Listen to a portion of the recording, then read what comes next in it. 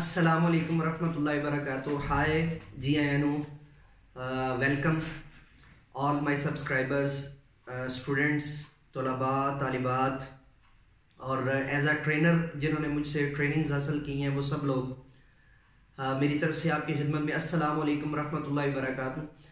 आज मैं आपके सामने जो है वो दो गेम्स का रिव्यू लेकर आया हूँ। आपको पता है कि मेरी नॉर्मल एक आदत है कि मैं चीज़ों के अंदर पॉजिटिविटी ज़्यादा ढूंढता होता हूँ। गेम्स को कुछ लोग टोटली डिसलाइक करते हैं, मतलब इतनी बड़ी एज के अंदर जाकर वो कहते हैं जी इतने बड़े आप हो गए तो गेम्स क्यों खेल रहे हैं।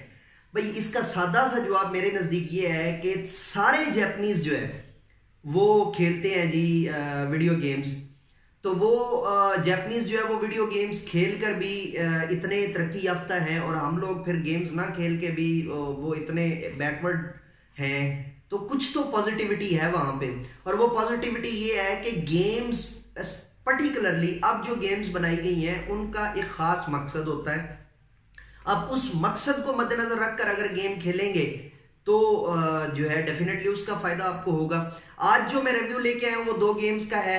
एक मेरे आपको बाई साइड पे नजर आ रही है, अभी जो आपको ये नजर आ रही है ये है जी PUBG, stands for play unknown battle ground. इसको इकट्ठा करें तो बनता है पबजी। और मेरे राइट हैंड पे गेम है राइज ऑफ सिविलाइजेशन। इसका उन्होंने जो है ना वो अनाउंस कर दिया हुआ है, वो मे भी इसका नाम चेंज करके तो रिसेंटली या मतलब कुछ देर बाद इसका नाम जो है वो राइज ऑफ किंगडम कर दें।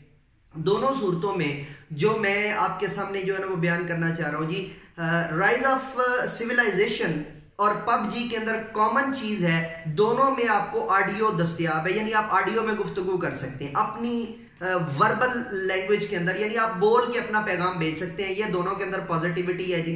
दोनों के अंदर नेगेटिविटी ये है कि इधर भी बैटल है और उधर